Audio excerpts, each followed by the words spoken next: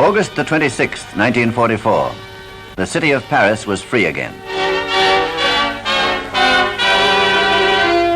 In Normandy itself, in the area of Falaise, the Allied armies had encircled and made prisoner the bulk of the German 7th Army, more than 200,000 men. The Germans were in full retreat.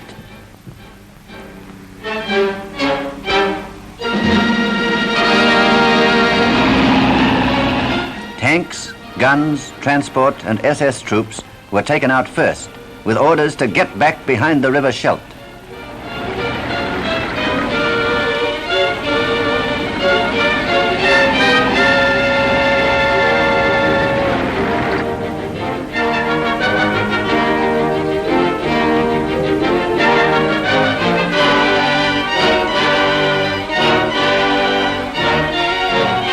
German infantry units were ordered to make for the coast to swell the garrisons of the Channel ports still in German hands: Le Havre, Boulogne, Dieppe, Dunkirk, Calais. The rest of the Germans were left behind to shift for themselves. This then was what was happening in Normandy. But how was this related to the overall strategic position in Europe, West, East and South in August 1944? By the summer of 1944, the Allies had gained firm footholds in France, in Normandy and in the south. In the east, the Red Army had reached Poland and stood along the eastern foothills of the Carpathians. In Italy, the Allies were advancing towards the River Po. In France, our pursuit of the Germans was slowed down by the supply problem. We had only two supply ports, Cherbourg and the Mulberry, the prefabricated harbor at Arremanche. The Allied commanders decided first to go all out for a big supply port. The British Second Army were to drive through northwest France and Belgium to Antwerp, second port of Europe. The second part of the plan fell to the Third United States Army. They were to race for the Moselle Valley, one of the historical invasion routes into Germany. Third, the plan provided for a drive to the Ruhr, center of German armament production. This was carried out by the United States First Army. Fourth, the Allies planned to strike from the south for another gateway to Germany, the Belfort Gap. The United States 7th Army and the French First Army were given this task. Fifth, to ease the Allied supply problem, the Canadian First Army was to clear the German garrisons from the Channel ports. Eisenhower planned a continuous front along the western border of Germany. Let's see how the plan worked out. After crossing the Seine at Mantes, the British Second Army made for the Somme, through Beauvais, Amiens and Arras.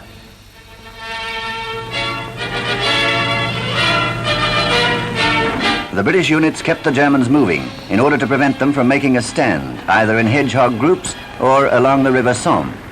Speeding ahead at a rate of more than 60 miles a day, the British spearhead, the 11th Armoured Division and the Guards Armoured Division crossed into Belgium by September the 2nd. Next day they entered Brussels. The citizens of Brussels greeted the British and Belgian troops with tremendous enthusiasm. They had not dared to hope that they could come so soon. The British had come 430 miles in 9 days.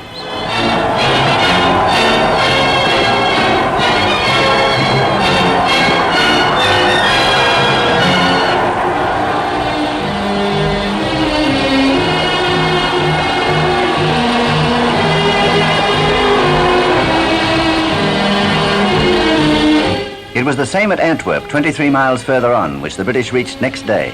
They captured the port of Antwerp intact.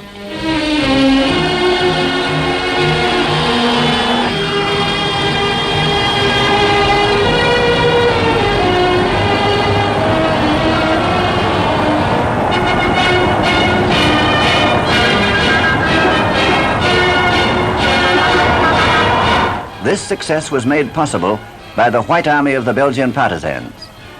But the Allies could not use the port of Antwerp yet. Many Germans were still hiding in the city, and strong forces were entrenched on the islands commanding the entrance to the harbor, Walcheren and Beveland. Beyond Antwerp, the British advance continued into Holland across the Albert Canal. But already, the enormous difficulties of supply were slowing down the advance more and more.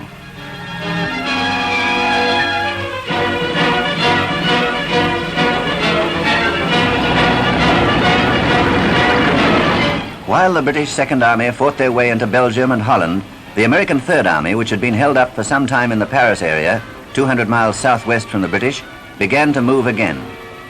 Fanning out between the rivers Seine and Marne, they captured Troyes and Lagny by August the 28th.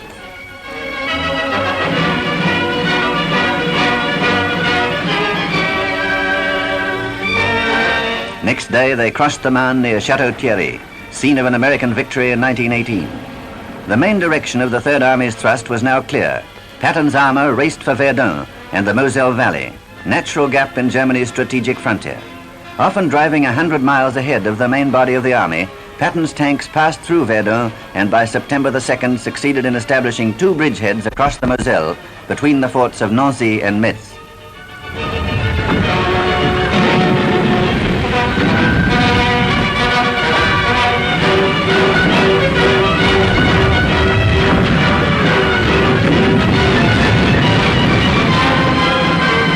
But once more, the tanks had outpaced the supply columns.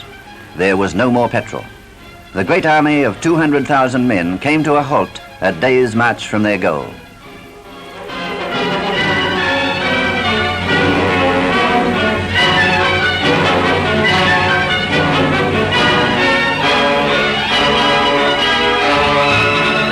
Emergency convoys were rushed south. Supplies were flown to Patton by air, but they arrived too late.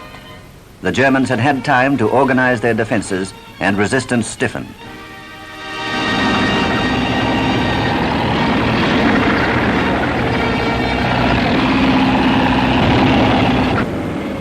The American bridgeheads had to be withdrawn from across the Moselle. The main reason why it was so difficult to keep up the flow of supplies was the chaotic state of French roads, bridges and railways owing to air bombardment and German demolitions.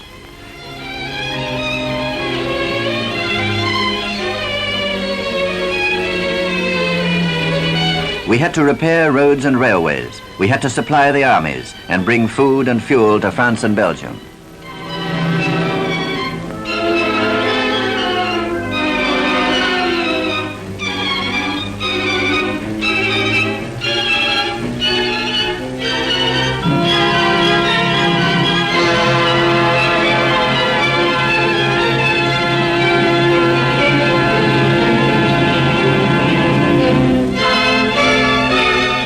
The German garrisons were still holding out at Brest, Saint-Nazaire and Lorient, and were still blocking the entrance to Bordeaux.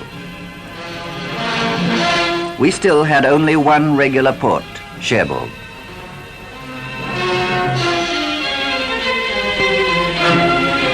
All the rest of our supplies had to come through the Mulberry harbour at Arromanches.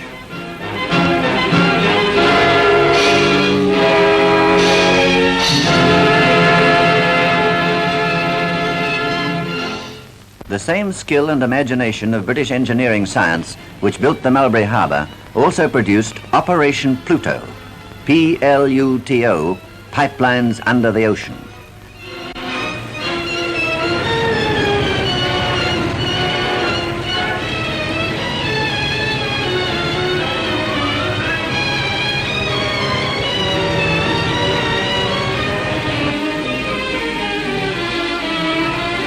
Thanks to this invention, petrol could be pumped direct from Britain to France, 1 million gallons a day.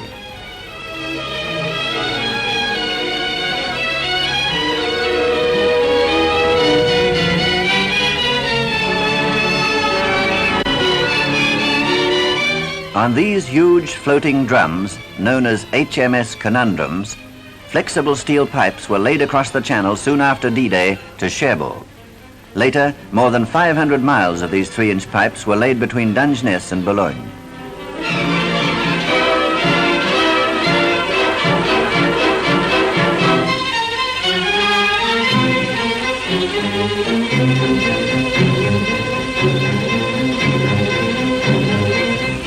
It was thanks to this brilliant scheme that the Allied armies were able to resume their advance. Between the British Second Army in Holland and the American Third on the Moselle, the United States First Army went forward into Belgium and Luxembourg. On its northern flank, near Namur and Charleroi, General Hodges' army linked up with troops of General Dempsey's 2nd British. General Hodges' men were the first to enter Germany. Barring their way to the great industrial basin of the Ruhr, vital center of German armament production, stood Aachen, a city of 163,000 people. By October the 5th, the Americans had surrounded the city on 3 sides, but they lacked the material to take it by storm. Whereas the Germans relied on short lines of supply fed by the huge factories of the Ruhr, the Americans were still dependent on lines stretching right back to Normandy. 500 miles southwest of Aachen, a new invasion. Great airborne landings along the Mediterranean coast and then seaborne landings. General Patch's 7th American Army and the 1st French Army were moving first to secure their bases of supply.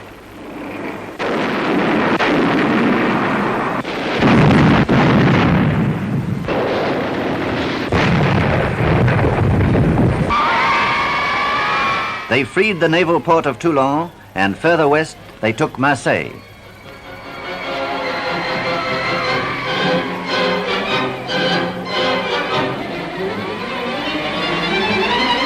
Then, in a 160-mile drive, they advanced up the Rhone Valley to free Lyon.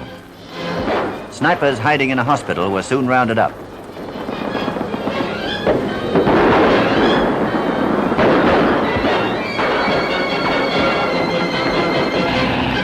From Lyon, the Allies made for the Vosges Mountains through Dijon and Besançon.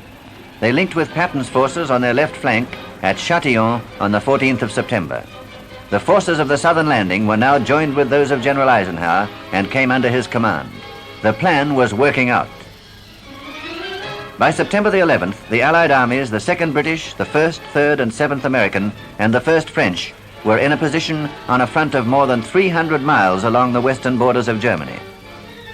They had come more than 400 miles from their bases. The supply strain had been tremendous. Now they no longer had the punch necessary to break through the deep defenses of the Siegfried Line. The Allied commanders were faced with 2 alternatives.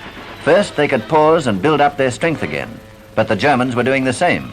By means of regrouping and calling up new aids groups, the Germans were replacing their losses.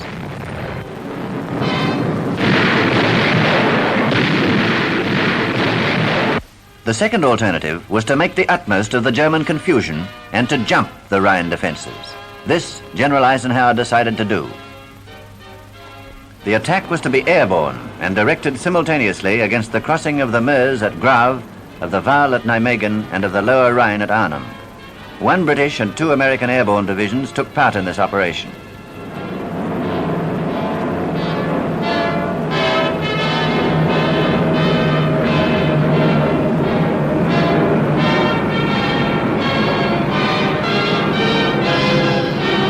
On Sunday, September the 10th, the American divisions were landed near Grave, where they succeeded in capturing the bridge intact. The bridge at Nijmegen was captured only after stiff fighting. The British Airborne Division, however, met very fierce opposition from 2 panzer divisions which happened to be resting near Arnhem.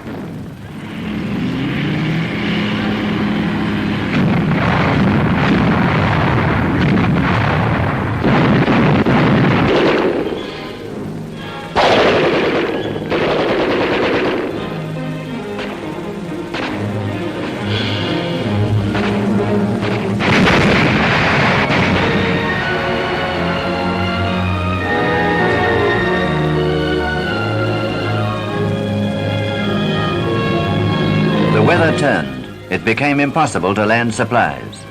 The British Second Army tried to establish a link with the trapped airborne forces at Arnhem by means of a corridor from Eindhoven, a distance of 54 miles.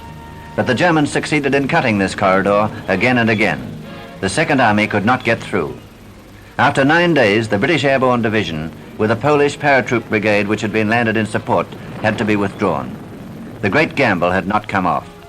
But the heroic stand made by the British Airborne Division at Arnhem will never be forgotten. The bridges across the Meuse and the Waal were secured, but that across the Rhine was lost.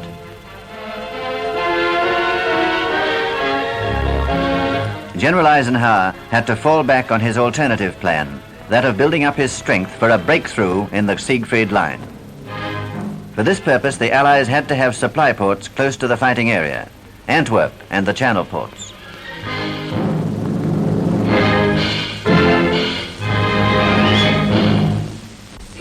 The Canadian First Army was given the job of clearing the Channel ports.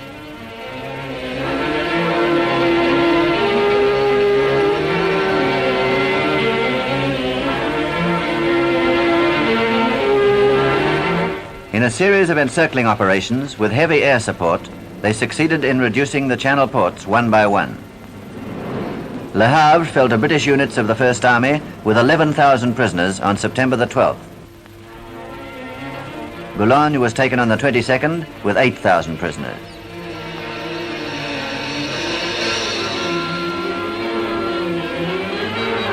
Then Dieppe, where Canadian units had made a costly trial landing in 1942, was overrun.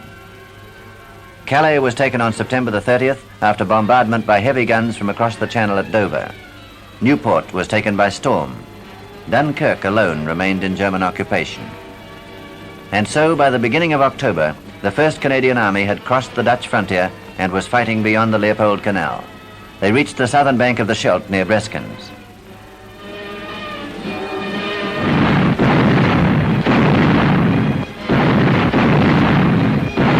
The next step was to clear the Scheldt estuary so that we could use the great port of Antwerp.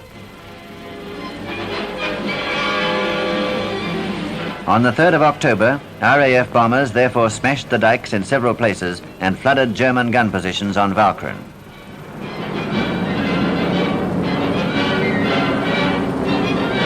Meanwhile, British assault troops and Royal Marine commandos crossed the Scheldt and landed on Beveland.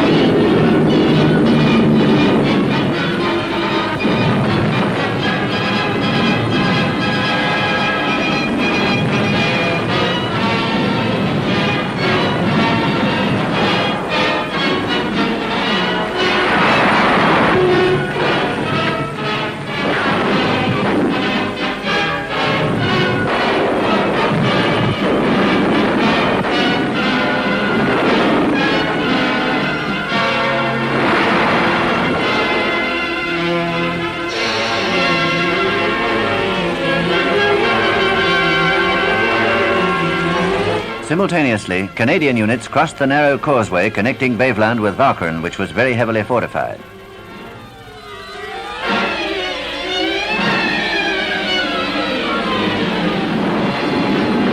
The Canadians captured Flushing on November the 3rd.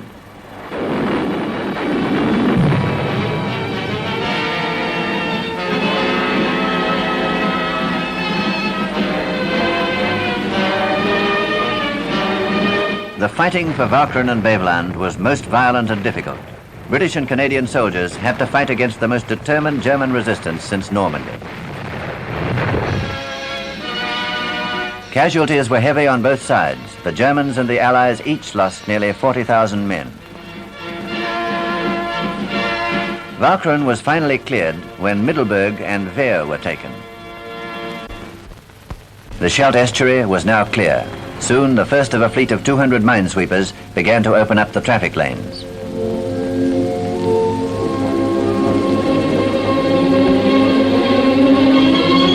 Then the first Allied convoy steamed into Antwerp.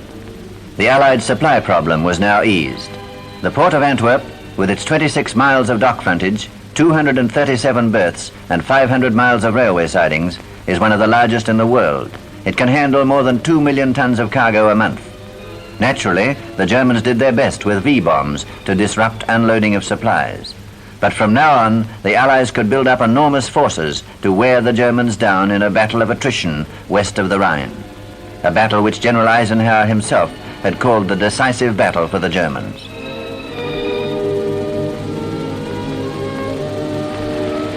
As the Allied armies gained strength, they were able to increase their pressure on all sectors of the front. A British salient east of Nijmegen was pushed out towards the River Maas. Overloon was taken, and then Venray.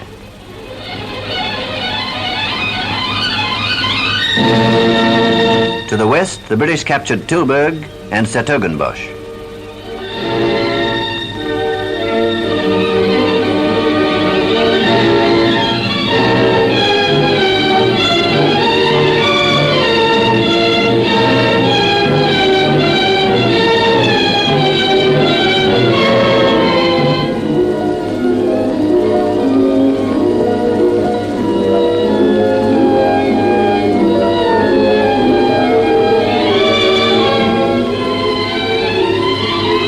By October the 31st, with the capture of Roosendaal, the British reached the River Maas.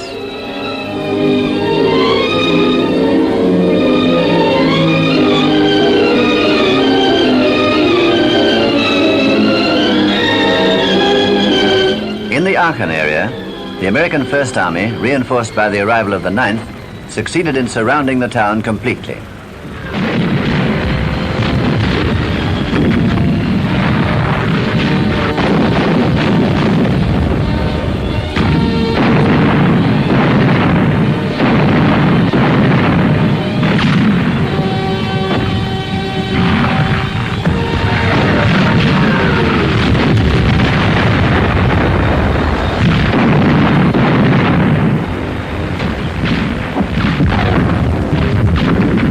The German commander, Leyer, rejected an ultimatum to surrender, and by the 20th of October, after a 7-day siege, Aachen fell.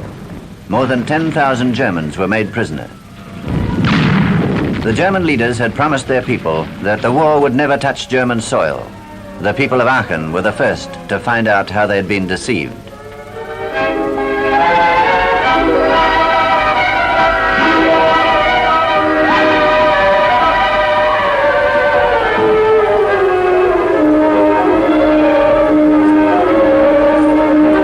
100 miles further south, the United States Third Army renewed their attacks across the Moselle.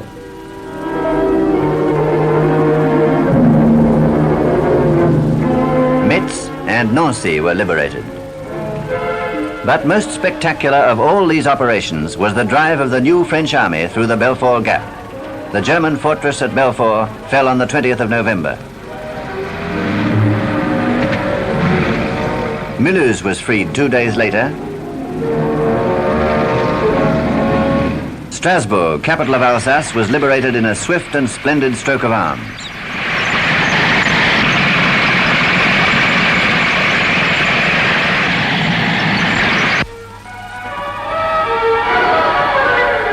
Germans who had come to add Alsace to the Reich stayed there as prisoners.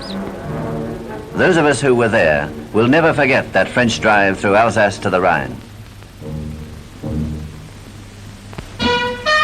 This was a great hour for Frenchmen, and France was once more taking her just place among the free nations. Mr. Churchill's visit to Paris was symbolic of the world's recognition.